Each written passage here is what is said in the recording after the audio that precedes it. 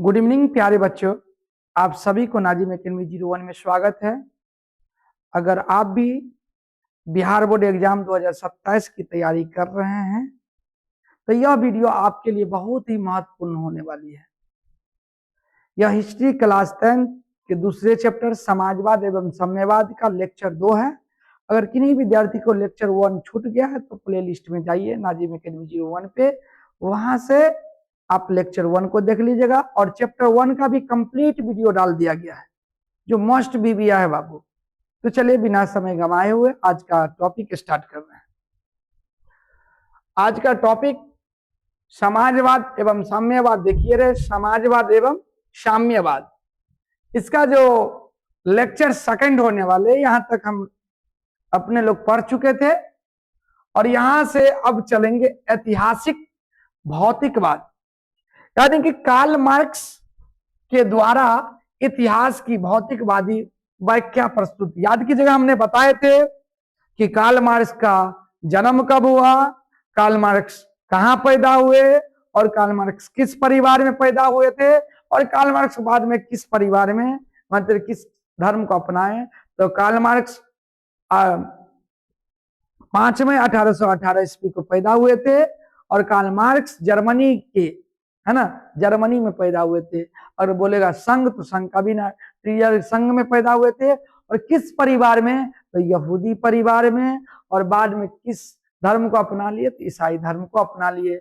और Karl Marx अपने बचपन के प्रेम, मतलब दोस्त जेनी से शादी किए हुए थे। किनसे? जेनी से शादी कर ली। इतना बात हम पढ़ा चुके थे। अब यहां पर देखते हैं कि कार्ल मार्क्स ने कहा कि इतिहास उत्पादन के साधन पर नियंत्रण यानी कि कंट्रोल के लिए दो वर्गों के बीच चल रहे हैं निरंतर, यानी कि कंटिन्यूटी, कंटीजेंसी जिसको कहते हैं, संघर्ष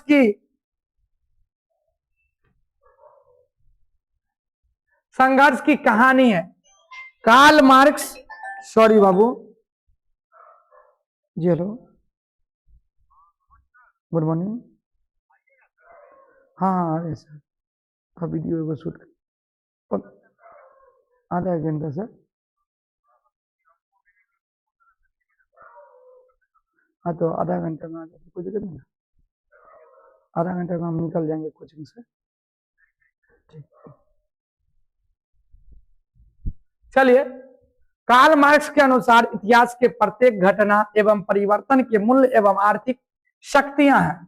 उत्पादन प्रणाली के प्रत्येक परिवर्तन के साथ सामाजिक संगठन, कोई चीज का संगठन सुनते हो, ऑर्गेनाइजेशन में भी परिवर्तन हुआ, में भी क्या हुआ, बदलाव हुआ बाबू।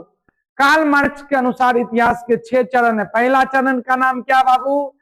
आदिम साम्यवादी, आदिम साम्यवादी। दूसरा का क्या नाम है? दास्ता का युग। तीसरा का क्या है? सामंती युग।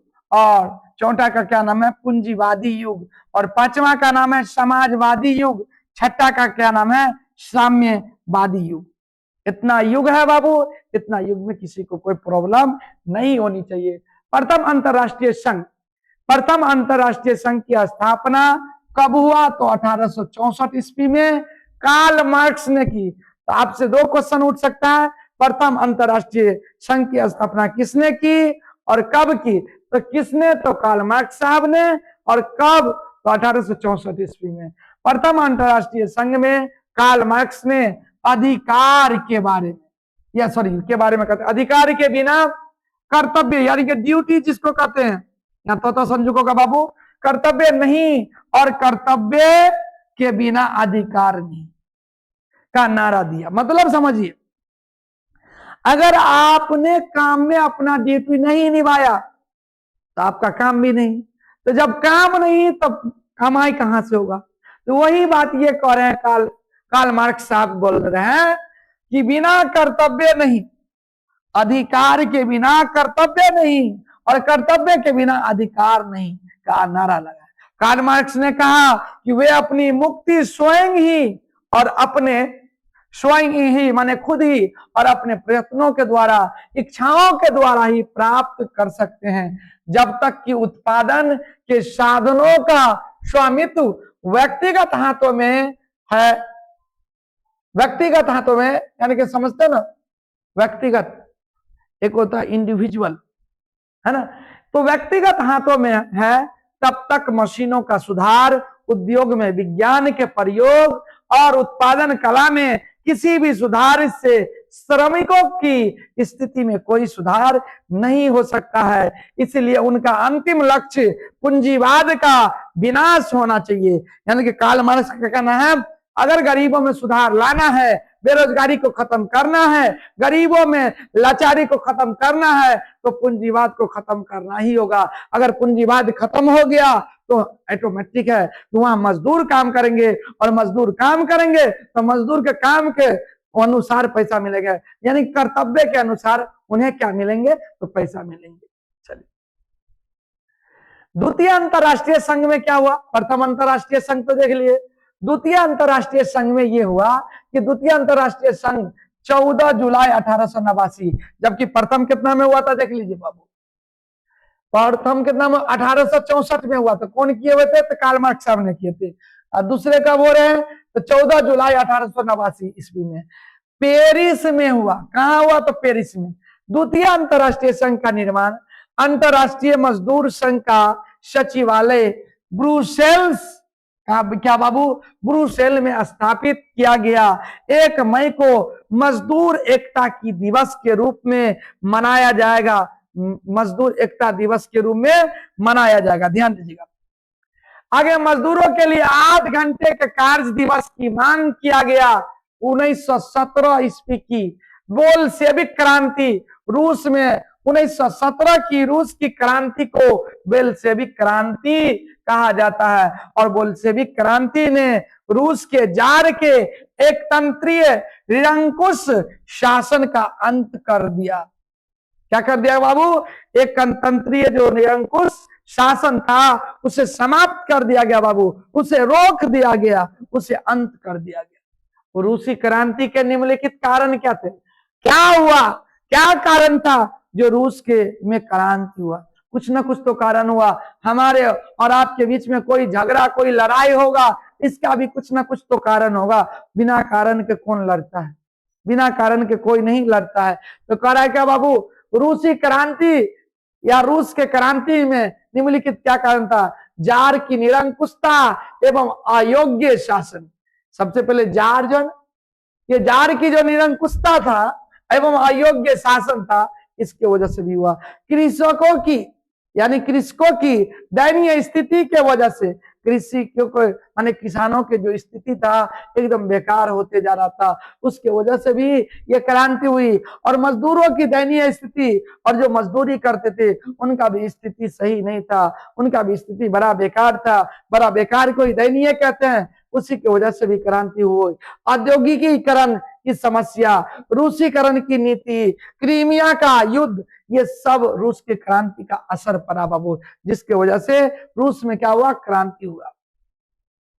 जापान से पराजय यानी कि जापान से हार, रूस में मार्क्सवाद का प्रभाव तथा बुद्धिजीवियों का योगदान, प्रथम विश्व युद्ध रूस में प्रथम विश्व युद्ध में रूस की पराजय हुई। इसकी पराजय हुई बाबू, रूस की पराजय हो गई। रूस की क्रांति के निम्नलिखित कारण थे। पहला, जार के निरंकुशता एवं अयोग्य शासन। वहां तो टिप्पणी में कर दिए, यहाँ इसका वर्णन कर देते हैं, ध्यान दीजिएगा बाबू। तो आप लोग ध्यान दीजिएगा, रूस रोमनोम राजवंश का शासन था। रूस के सम्राट यानी कि रूस के जो राजा को जार कहा जाता था। क्या कहा जाता था बाबू? रूस के राजा को क्या कहा जाता था? तो जार कहा जाता था।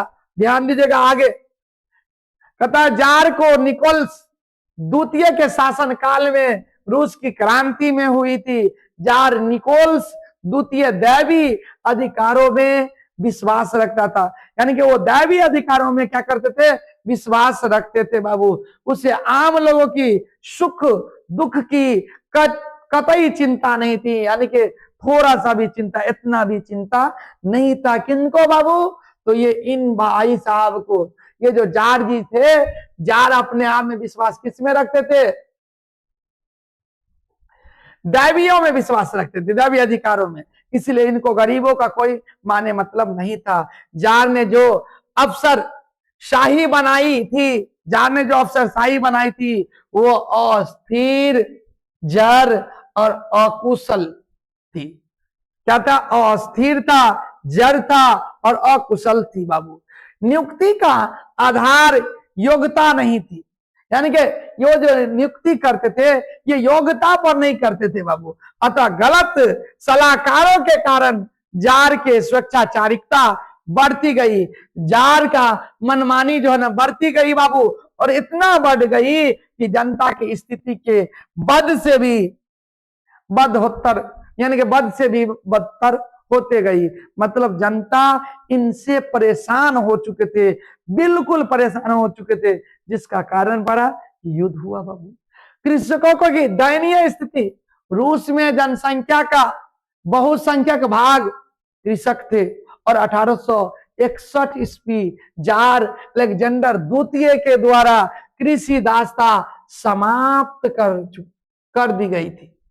कृषि व्यवस्था क्या कर दी गई थी बाबू? समाप्ति कर दी गई थी। रूस के किसानों के खेत बहुत छोटे छोटे थे। रूस के जो किसान थे, वहां के जो खेत थे, बहुत छोटे छोटे खेत थे बाबू, जिन पर वे पुराने ढंग से खेती करते थे।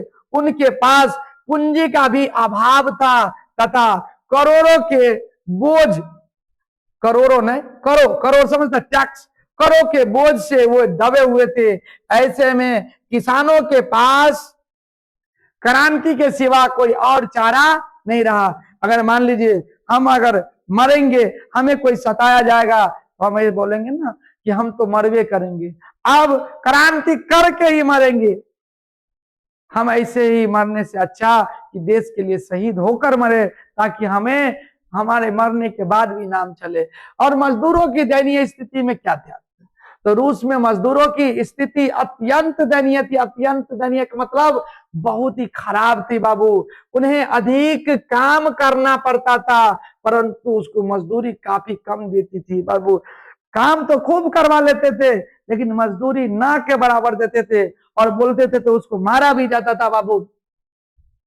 उनके साथ दुर्व्यवहार किया जाता था। हम पहले बोलते मारा भी जाता था, उनके साथ दुर्व्यवहार किया जाता था। अतः वे अपनी स्थिति से संतुष्ट नहीं थे। मजदूरों को कोई राजनीतिक अधिकार नहीं थे, यानी मजदूर के पास कोई अधिकार नहीं था, समझ लीजिएगा, लगभग नहीं था, 1-2% था। अपनी मांगों के समर्थन में हुए हड़ताल भी नहीं कर सकते थे, यानी कि इनके पास, इनके हाथों को इस तरह बांध दिया गया था कि वो चाहते तो आप, मतलब मजदूर चाहते तो हड़ताल भी नहीं कर सकते थे। वो किसी न किसी ग्रिप्स में बंध चुका था बाबू, बिल्कुल ही बंध चुका था। ध्यान दीजिएगा, मार्क्स के ये शब्द कि मजदूरों के पास सिवाय अपनी बेरियों के होने के लिए कुछ और भी नहीं है, यानी कि मजदूरों के पास खोने के अलावा कुछ पाने को है ही नहीं, सिर्फ वो खोते हैं। उनकी दशा सही चित्रण करता है औद्योगिकरण की समस्या। रूस और औद्योगिकरण पश्चिमी पूंजीवादी औद्योगिकरण से भिन्न था। यहां कुछ ही क्षेत्रों में महत्वपूर्ण उद्योग का संकेंद्रण था। यहां राष्ट्रीय पूंजी का अभाव था बाबू। राष्ट्रीय पूंजी का क्या था? अभाव था। अतः उद्योगों के विकास के लिए विदेशी पूंजी पर निर्भरता, विदेशी पूंजी पर क्या निर्भरता बढ़ गई थी। विदेशी पूंजीपति आर्थिक शोषण को बढ़ावा दे रहे थे और रूसीकरण की नीति, अगला पॉइंट क्या बाबू? रूसीकरण की नीति। सोवियत रूस विभिन्न माने अलग अलग राष्ट्रीय, ध्यान दीजिए बाबू, राष्ट्रीय कह दिए, राष्ट्रीयताओं का देश था।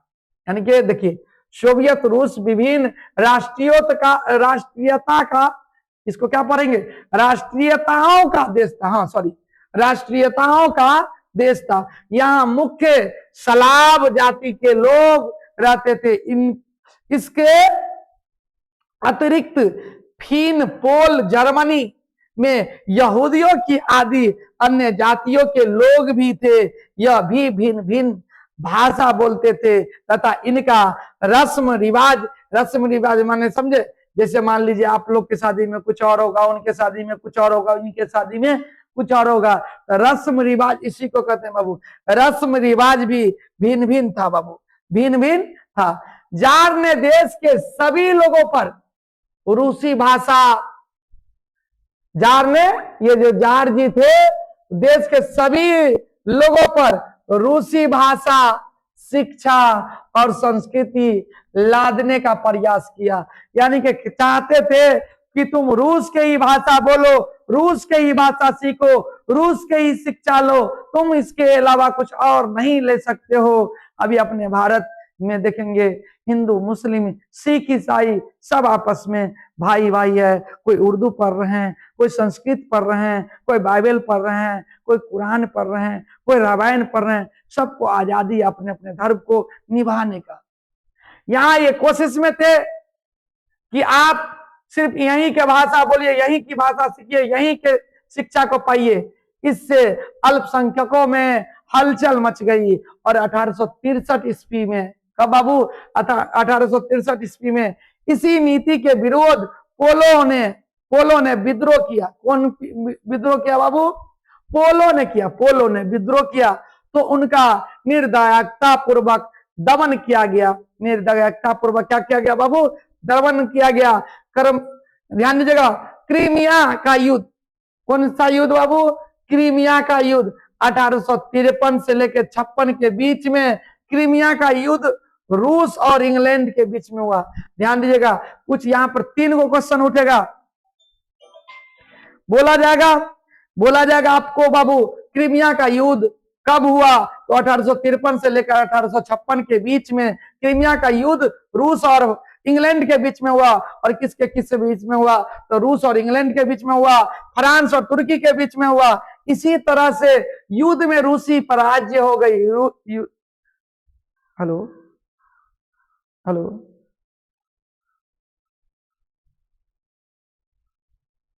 ध्यान दीजिएगा, युद्ध में रूसी पराजय हो गई, जापान से पराजय। 1904 से 5 के रूस जापान युद्ध में रूस का पराजय हो गया और इस पराजय से रूस की महानता का भ्रम टूट गया।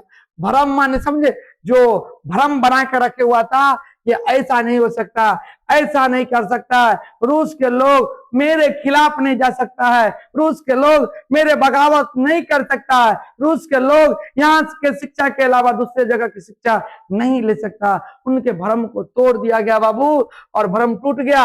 और इस पराजय के कारण 1905 में, कब बाबू? 1905 में रूस क्रांति हो गई। कब क्या हुई? तो रूस क्रांति हुई। खूनी रविवार, ध्यान दीजिए बाबू, रविवार के दिन को क्या कहा गया? खूनी रविवार।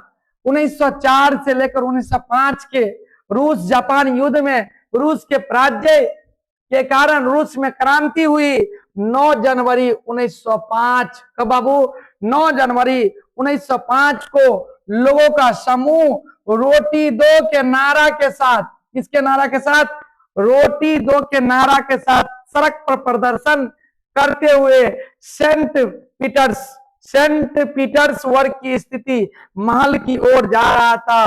परंतु जार की सेना ने, परंतु किसकी सेना ने? जैसे आप लोग पढ़े होंगे 13 अप्रैल 1919 की जो स्टोरी है जलियांवाला बाग हत्याकांड, सेम उसके जैसा नहीं, लेकिन उसके ही रूप में जार की सेना ने इस निहत्थे लोगों पर गोलियां बरसाई, जिसमें हजारों लोग मारे गए। इसलिए 22 जनवरी को कहा जाता है? 22 जनवरी पुराने कैलेंडर में 9 जनवरी को खूनी रविवार या लाल रविवार के नाम से जाना जाता है। क्या बाबू? खूनी रविवार या लाल रविवार के नाम से जाना जाता है। कब? 22 जनवरी बोलिए, या पुराने कैलेंडर में जाइए तो 9 जनवरी। ध्यान दे, रविवार के नाम से जाना जाता है। नोट 1905 ईस्वी में एक प्रतिनिध्यात्मक संस्था ड्यूमा का गठन हुआ और रूस में मार्क्सवाद का प्रभाव तथा बुद्धिजीवियों का योगदान लियो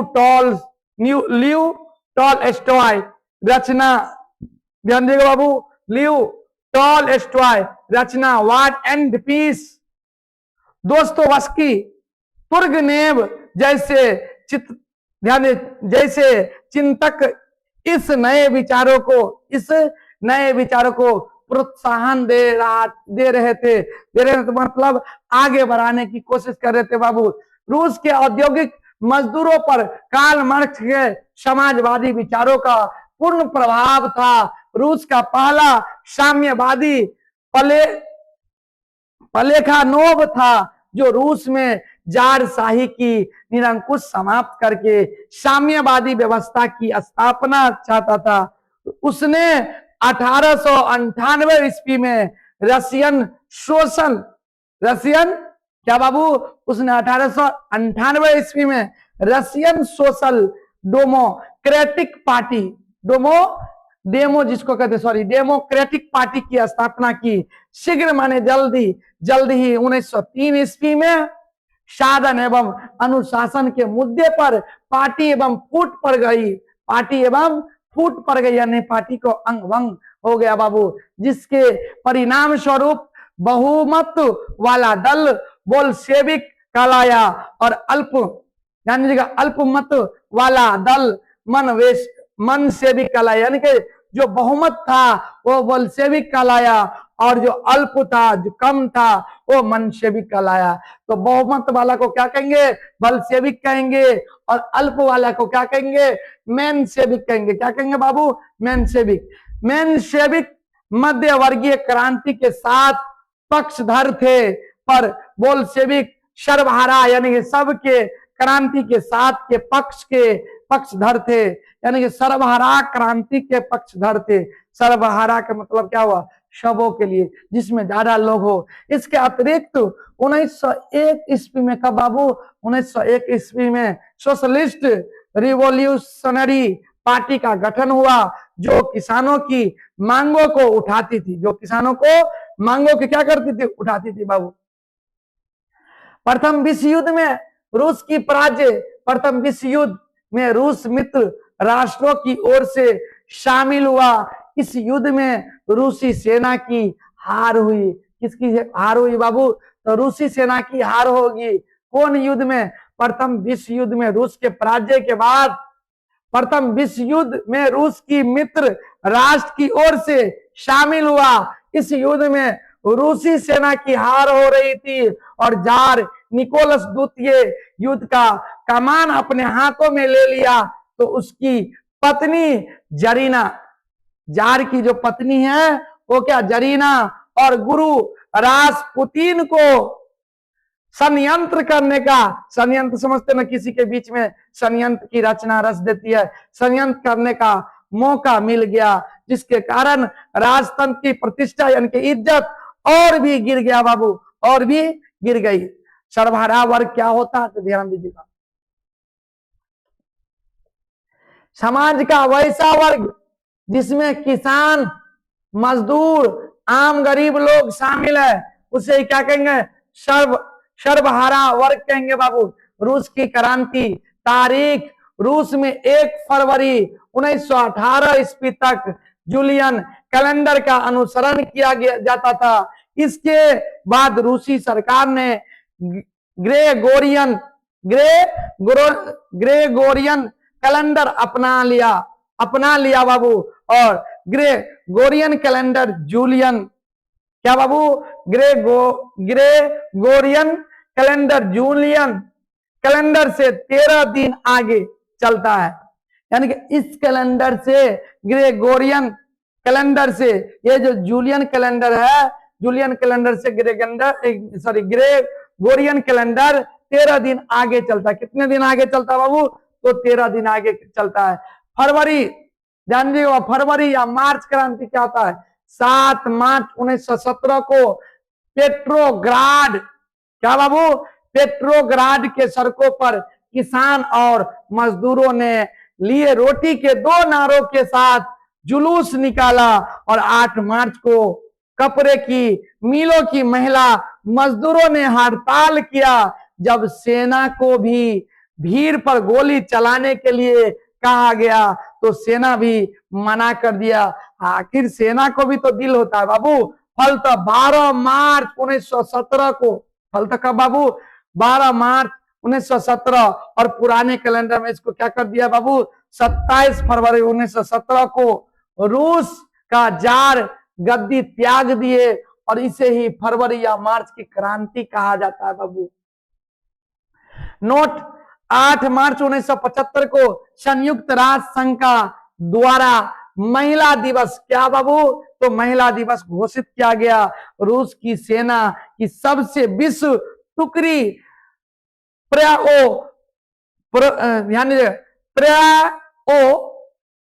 ब्रासेंक क्या बोलेंगे इसको बाबू रे प्रेओब्रासेंस्की हाँ प्रेओब्रासेंस्की रेजिमेंट विद्रोह किया बाबू विद्रोह किया। देखिए आप कोच हम लिख दिए हुए हैं, कभी कभी मेरा बात फंस जाता है तो बुरा नहीं मानिएगा, क्योंकि होता है किसी किसी इंसान को मुंह से वो बातें नहीं निकलते रहता है। चलिए ध्यान दीजिएगा बाबू।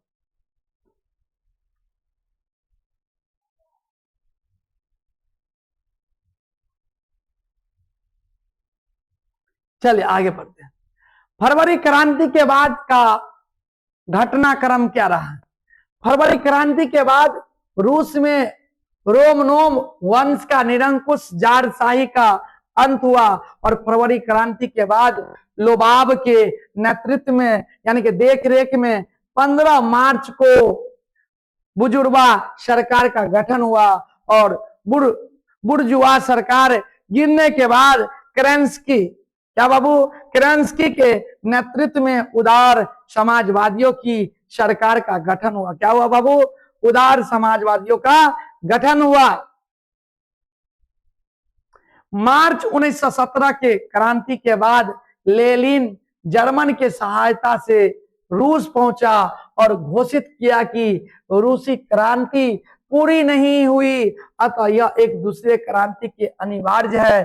बोल्शेविक ने केरेंस्की के सरकार को स्वीकार नहीं किया। केरेंस्की के सरकार को क्या नहीं किया? स्वीकार नहीं किया।